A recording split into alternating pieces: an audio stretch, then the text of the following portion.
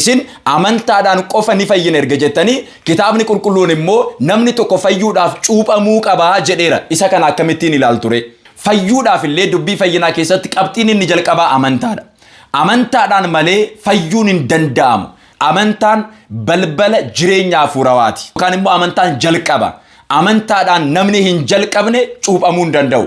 Amantaadhaan namni hin jalqabne fooniif dhiiga Yesuus Kiristoos fudhachuu hin danda'u. Amantaadhaan namni hin jalqabne waa takkallee hojjechuu hin danda'u jechuudha. Kana Sillaaseen beekanii, Abbaa Ilma Hafuura Qulqulluun beekanii garuu immoo fayyina irra jedhanii taasa'u. Abbaa Ilma Hafuura Qulqulluun beekanii garuu immoo maqaan isaanii maqaa kiristaanaatiin kan hundeeffamedha. Fayyina irraa nuti kiristaanota Yesuus Kiristoositti amanne irra jedhanii kan dubbatan garuu immoo Ilma Waaqayyoo kan hin beekne, Abbaa kan hin beekne, Hafuura Qulqulluu kan hin beekne, walumaa galatti icciitii Sillaasee kan hin beekne garuu immoo fayyina irra jedhanii kan dubbatan hedduutu jiru. Akkasumas immoo qaamolee sadan keessaa qaamni tokko Ilmi Waaqayyoo nama ta'ee mul'ateera, nama ta'uu isaatiin immoo nama taasiseera yookaan immoo nama fayyiseera jedhanii amanuudha jechuudha. Ilma isaa tokkicha jaalala isaarraa kan ka'e ilma isaa tokkicha addunyaadhaaf kenneera. Kanaaf addunyaa fayyisuudhaaf kan dhufe ilma isaa tokkichatti kan amane amma fayyeera, fayyina keessa jira. Kan hin amanne garuu amma irratti murteeffameera, murtoo keessa jira jechuudha. Ani ilma Waaqayyootti nan amana jedhee namni abbaan beekne, ilma Waaqayyootti nan amana jedhee Hafuura Qulqulluu kan hin beekne, walumaa galatti Yesuus Kiristoositti nan amana jedhee icciitii Sillaasee kan hin beekne, kabajaa fi ulfina Sillaasee kan hin beekne fayyuu hin danda'u jechaadha. Namni tokko fayyuudhaaf amanuu qaba. Namni tokko fayyuudhaaf cuuphamuu qaba. Namni tokko fayyuudhaaf fooniif dhiiga Yesuus Kiristoos fudhachuu qaba. Kiristoositti amanna waan ta'eef jecha Kiristoos ni dhageenya nuti. Kiristoos maal nuun jedhee kan amane kan cuuphame ni fayyaa jedheera. Hanga handaara biyya lafaatti deemaa maqaa Abbaa, maqaa Ilmaa, maqaa Hafuura Qulqulluutiin cuuphaati duuka bu'oota koo taasisaa jedhee dubbateera. Kanaaf namni tokko Kiristoos duuka bu'uusaa kan beekamu, namni tokko kiristaana ta'uunsaa kan beekamu, namni tokko gamtaa kiristaanotaatti makamuudhaaf jalqaba amanuu qaba, lammaffaa irratti immoo cuuphamuu qaba. Cuuphaadhaan malee aangoo mucummaa argachuun hin danda'amu. Cuuphaadhaan malee gara gamtaa kiristaanotaatti makamuun hin danda'amu. Cuuphaadhaan malee lammaffaa dhalachuun hin danda'amu jechuudha. Karaa cuuphaatiin tajaajila mul'atu kanaan kennaa hin mul'anne ni arganna jechuudha. Maqaa Abbaa, kan Ilmaa, kan Hafuura Qulqulluu Waaqayyo tokkoon ameen. Maatii Waaqayyoo addunyaa hundarratti kan argamtan nageenyii fi araarri Waaqayyoo hunda keenya wajjiniin haa ta'u. Dubbii fayyinaa torbee darbee jalqabneerra. Torbee darbee keessatti fayyinaan wal qabatee seensa kan ta'an qabxiilee muraasa ilaaluudhaaf yaalleerra. Har'ammoo itti fufnee dubbii fayyinaa keessatti qabxiilee ijoo kan ta'an isaan sadan ni ilaalla. Kanaaf hundumti keessan viidiyoon kun obboloota biroo bira qaqqabuu akka danda'uuf share, subscribe gochuudhaan akka jalqabdan jaalala Kiristoosiin isin gaafadha. Torbee isa darbee yaadachiisuudhaaf torbee darbe keessatti dubbii fayyinaa yeroo jalqabnu seensa isaa irratti namni eenyudha? Nama jechuun maal jechuudha? Namni erga uumamee booda kabajaa fi aangoo isaa akkamittiin dhabee aangoo namummaa isaarraa erga kufee booda nama kana fayyisuudhaaf eenyutu danda'a? Qaamni tokko nama fayyisuu kan danda'u ulaagaalee akkamii guutuu danda'a kan jedhu seensa isaa torbee darbe keessatti ilaalleerra. Har'as itti fufneet ni ilaalla. Dubbiin fayyinaa hundee yookaan bu'uura mana kiristaanaati.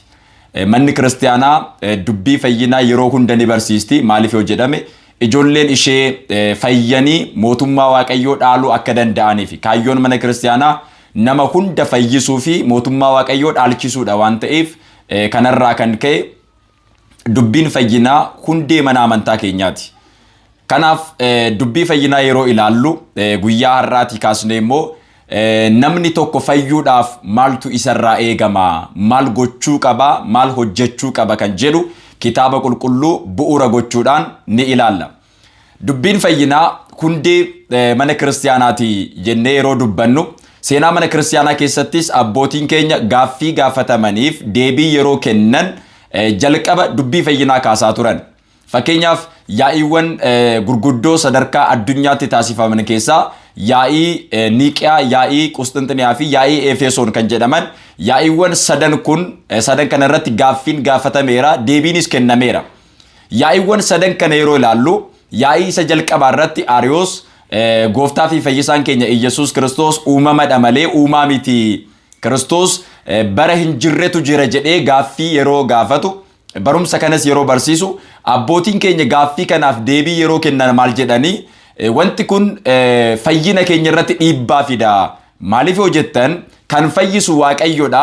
Kiristoos Waaqayyo miti erga jenne uumamni akkamittiin uumama fayyisuu danda'a jedhanii yeroo gaafatan Ariyoos gaaffii kanaaf deebii kennuu hin dandeenye jedha seenaan mana kiristaanaa. Kanaaf fayyina keenya wajjiniin kan wal qabateedha jechuudha. Waldaaleen addunyaa kana irratti jiran maqaa amantaatiin kan hundaa'an hundumti isaanii kan ittiin madaalaman dubbii fayyinaati. Amantaan tokko amantaa sirrii ta'uu isaa kan beekamu, amantaan tokko amantaa dhugaadha jedhamee kan dubbatamu dubbii fayyinaa irratti barumsi isaa maal fakkaataa kan jedhuun kan madaalamudha jechuudha. Kanaaf dubbiin fayyinaa hundee mana kiristaanaati. Dubbiin fayyinaa bu'uura jireenya keenyaati. Dubbiin fayyinaa walumaa galatti namni tokko dubbii fayyinaa osoo hin beekin, dubbii fayyinaa osoo hin baratin, waa'ee dubbii fayyinaa gadi fageenyaan osoo hin hubatin fayyuu hin danda'u jechuudha. Kanarraa kan ka'e dubbii fayyinaa barachuun barbaachisaadha jechuudha. Manni kiristaanaa keenya Ortodoks Tawaahidoon dubbii fayyinaa yeroo barsiistu jalqaba irratti akkuma torbee darbe kaasne qaamni nama fayyisuu danda'u ulaagaalee arfan kana guutuu qaba jennee torbee darbe kaasne irraa ulaagaalee arfan kana guutee nama fayyisuu kan danda'e Waaqayyodha. Maaliifini kitaabni qulqulluun fayyisuun kan Waaqayyooti jedhee dubbateera. Akkasumas immoo raajicha Isaayyaas boqonnaa 43 lakkoofsa 1 irratti ani Waaqayyo anaan malee kan fayyisu hin jiru jedha.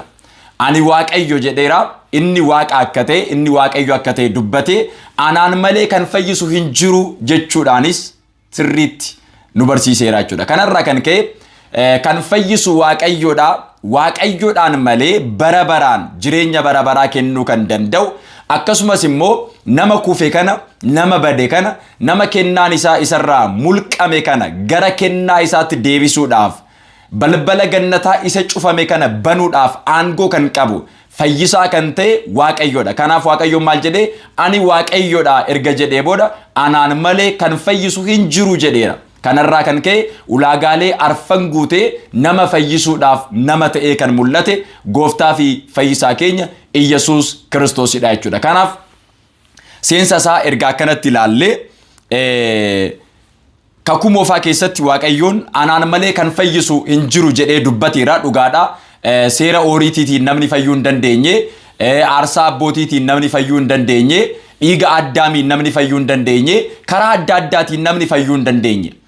Nama fayyuu hin dandeenye kana immoo Waaqayyoon nama ta'ee fayyisuudhaaf akka mul'ate qulqulluun Yohaannis inni cuuphaan yeroo dubbatu maal jedhee wangeela Yohaannis boqonnaa 1 lakkoofsa 29 irratti akkas jedha.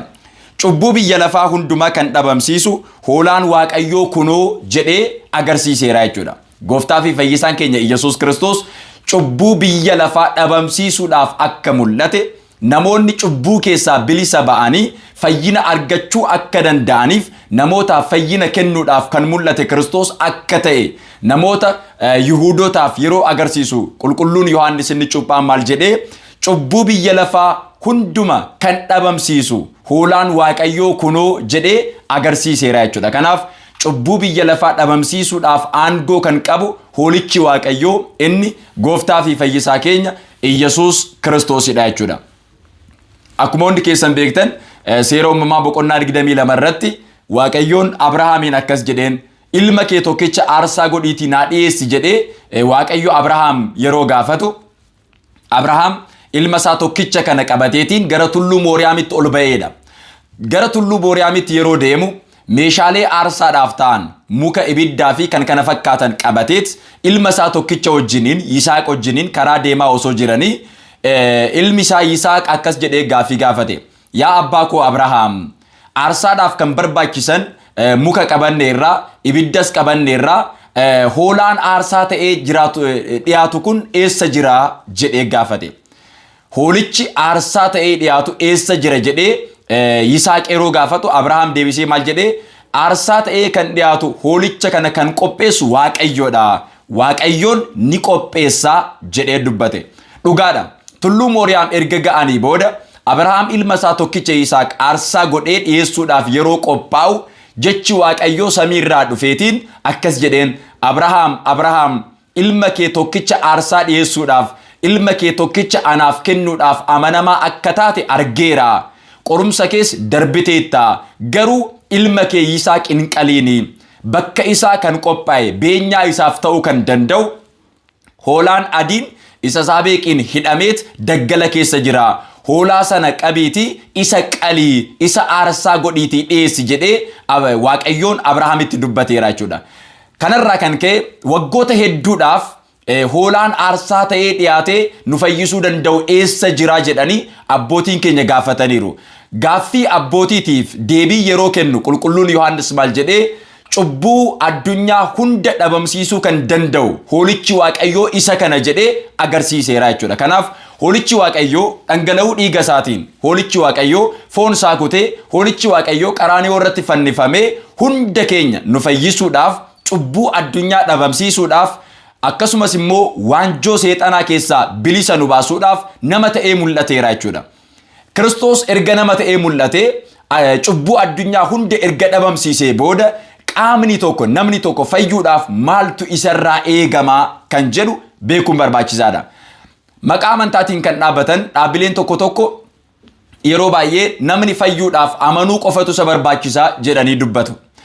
Akka mana kiristaanaa keenya Ortodoksii Tawaahidootti akkasumas immoo akka barsiisummaa kitaaba qulqulluutti namni tokko fayyuudhaaf maal hojjechuu qaba?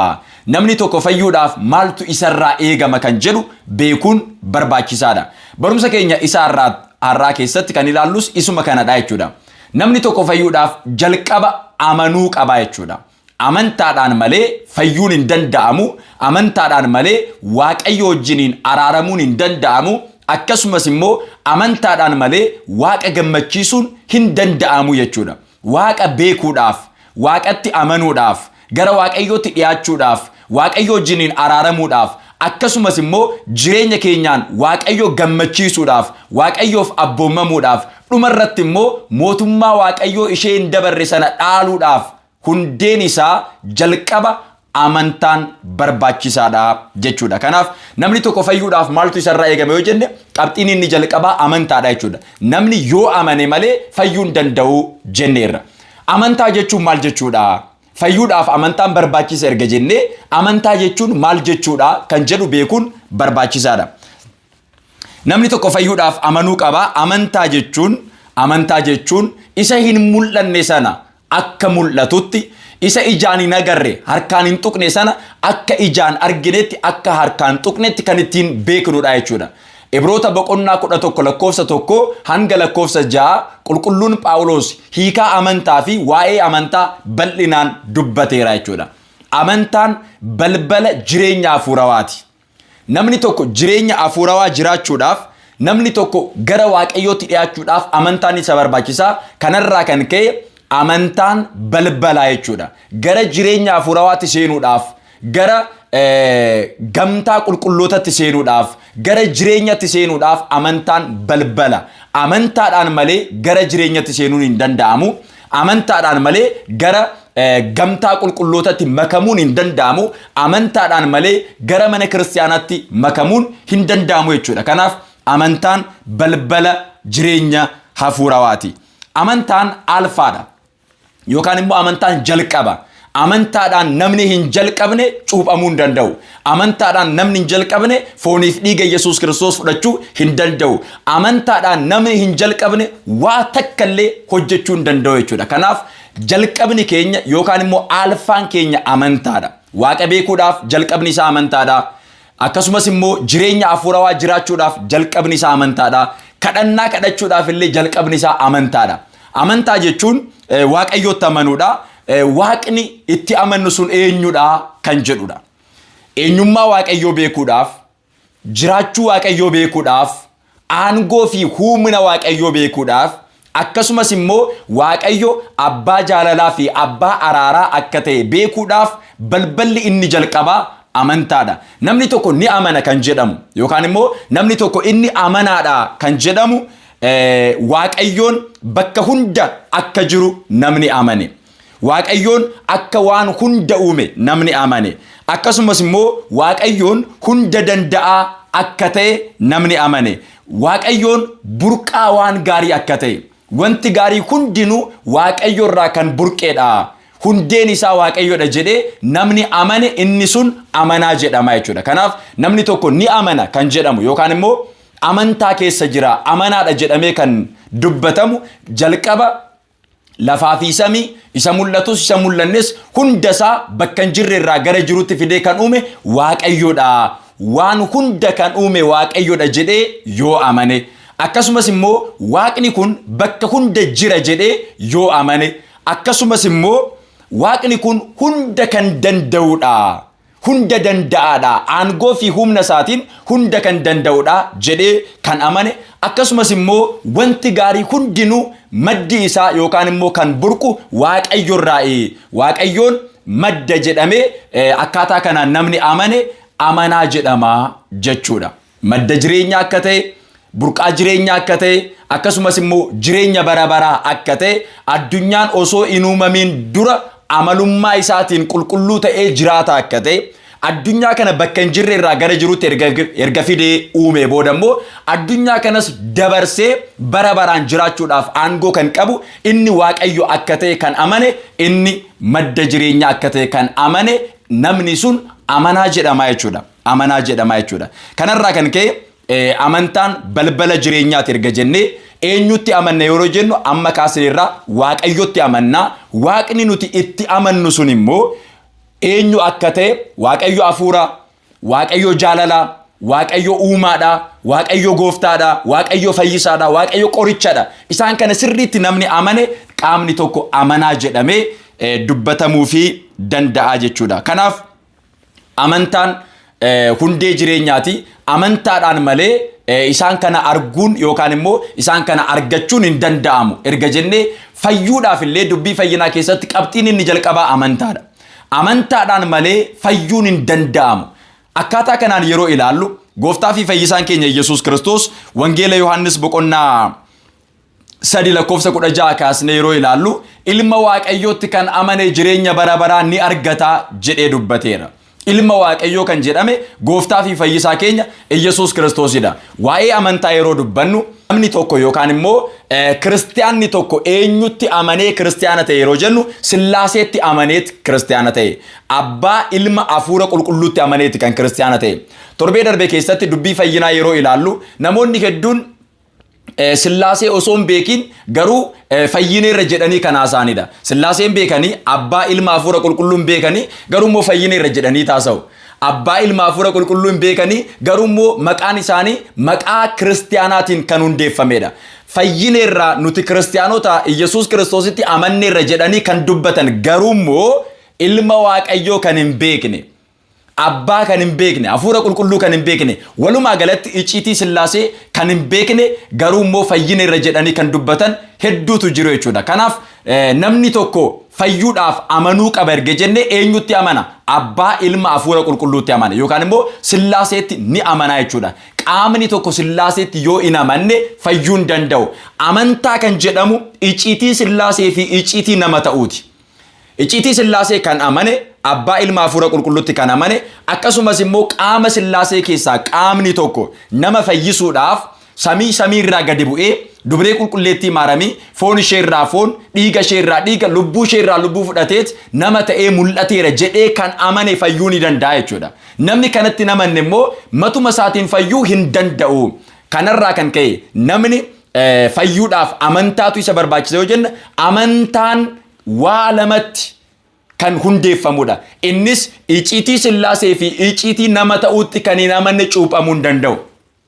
Iccitiiwwan mana kiristiyaanaa raawwachuu hin danda'u. Kanaaf balballi fayyinaa amantaadha. Amantaan immoo Waaqayyotti amanuudha.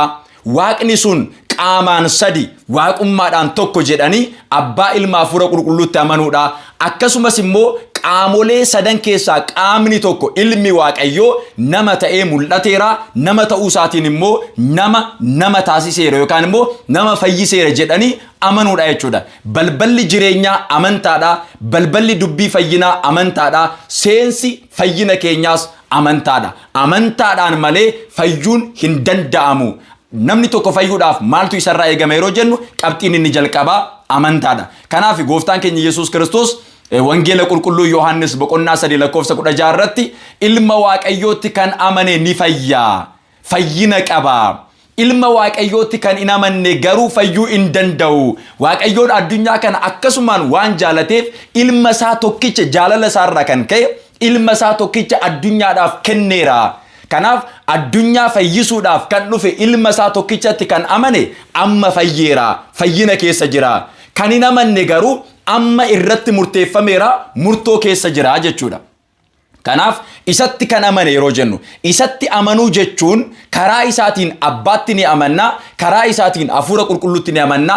Walumaa galatti ilma waaqayyootti yeroo amannu abbaa ilma hafuura qulqulluutti ni amanna jechuudha. Malee ani ilma waaqayyootti nan amana jedhee namni abbaan beekne, ilma waaqayyootti nan amana jedhee hafuura qulqulluu kan hin beekne, walumaa galatti Yesuus Kiristoositti nan amana jedhee icciitii sillaasee kan hin beekne, kabajaa fi ulfina sillaasee kan hin beekne fayyuu hin danda'u jechaadha. Fayyuudhaaf amanuun balbala akka ta'e erga laallee, fayyuudhaaf amanuun seensa akka ta'e erga laallee, namni tokko eenyutti amana yeroo jennu isaan kanatti amanuutu isarraa eegamaa jechuudha. Kanaaf fayyinaaf inni jalqabaa amantaadha. Kanarratti namoonni tokko amantaadhaan qofa fayyineerraa jedhanii kan dubbatan hedduutu jiru.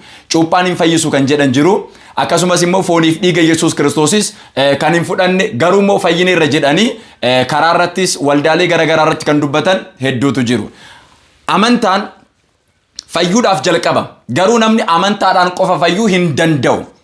Namni tokko fayyuudhaaf amanuu qaba. Namni tokko fayyuudhaaf cuuphamuu qaba. Namni tokko fayyuudhaaf fooniif dhiiga Yesuus Kiristoos fudhachuu qaba. Isaan kana gara fuulduratti bal'inaan ni ilaalla. Mata duree mataa isaanii qabnee jechuudha. Namni tokko amanuu qaba erga jennee waa'ee amantaa ilaalleerra. Akkasumas immoo namni tokko fayyuudhaaf cuuphamuu qaba. Wangeela Maarqos boqonnaa 16:16 irratti kan amane kan cuuphame ni fayyaa jedhee Kiristoos dubbateera. Amantaadhaan qofa fayyineerra erga jettanii kitaabni qulqulluun immoo maal jedhaa? Kan amane erga jedhee booda kan cuuphame jedhee dubbata. Kanaaf amananii osoo hin cuuphamin fayyuun hin danda'amu jechuudha. Kiristoositti amanna waan ta'eef jecha Kiristoos ni dhageenya nuti. Kiristoos maal nuun jedhee kan amane kan cuuphame ni fayyaa jedheera. Fayyuudhaaf amantaa qofatu barbaachisa osoo jedhee cuuphaan maaliif dhufeere? Waa'ee cuuphaa kan nu barsiise Kiristoosidha. Waa'ee cuuphaa sirriitti beekuudhaaf wangeela qulqulluu Maatiyos boqonnaa 28:19 dubbisuun barbaachisaadha. Gara addunyaatti akka deeman hanga handaara biyya lafaatti deemanii maqaa abbaa, maqaa ilmaa, maqaa hafuura qulqulluutiin cuuphanii gara amantaatti akka fidan duuka bootatti dubbateera. Kiristoos ergaa kana dabarseera. Gara addunyaa deemaa, hanga handaara biyya lafaatti deemaa, maqaa abbaa, maqaa ilmaa, maqaa hafuura qulqulluutiin cuuphaati duuka bu'oota koo taasisaa jedhee dubbateera. Kanaaf namni tokko Kiristoos duuka bu'uusaa kan beekamu, namni tokko kiristiyaana ta'uunsaa kan beekamu, namni tokko gamtaa kiristiyaanotaatti makamuudhaaf jalqaba amanuu qaba, lammaffaa irratti immoo cuuphamuu qaba. Cuuphaadhaan malee aangoo mucummaa argachuun hin danda'amu. Cuuphaadhaan malee gara gamtaa kiristiyaanotaatti makamuun hin danda'amu.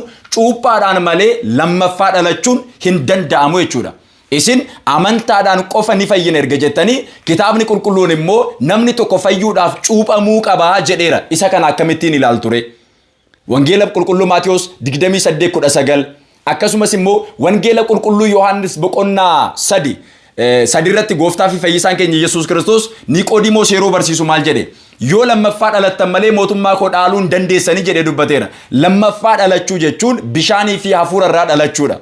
Bishaan isa mul'atu kanadha. Hafuurri immoo isa hin mul'annedha. Kanarraa kan ka'e karaa cuuphaatiin tajaajila mul'atu kanaan kennaa hin mul'anne ni arganna jechuudha. Bishaan mul'atu kanaan kennaa hin mul'anne aangoo mucummaa, aangoo ijoollummaa kiristiyaanummaa arganneetiin lammaffaa dhalannaa jechuudha. Foonirraa kan dhalate foonidha jedhamee dubbatameera. Hafuurarraa immoo kan dhalate hafuura jedhamee dubbatameera. Kanarraa kan ka'e Kiristoos yeroo dubbatu maal jedhee lammaffaa yoo dhalattan malee mootummaa koo dhaaluu arguu hin dandeessanii jedhee dubbateera. Lammaffaa dhalachuudhaaf amantaa qofatu barbaachisa jedheera hin jenne cuuphaan barbaachisaadha. Fayyuudhaaf amantaa qofatu barbaachisa jedheera hin jenne cuuphaan barbaachisaadha. Kan amane kan cuuphame ni fayyaa jedhee dubbateera waan ta'eef jechuudha. Kanaaf dubbii fayyinaa keessatti amantaan isa jalqabaati. Amantaan balbalaa garuu amantaadhaan qofa fayyina jedhamee kan barreeffame hin jiru jechuudha. Amantaadhaan qofa kan jedhu hin jiru. Amantaadhaan ni fayyinaa eeyyeen amantaadhaan qofa garuu fayyuun hin danda'amu. Dirqama icciitiiwwan mana kiristaanaa raawwachuun barbaachisaadha. Isaanis icciitii cuuphaa fi icciitii qurbaanaa jedhamu. Kutaa isa sadaffaa irratti isaan kana qabannee ni dhiyaanna. Kan nu barsiise kan nu eebbise Waaqayyo gooftaan keenya galanni ulfinni maqaa isaatiif yaa ta'u nagaan tura.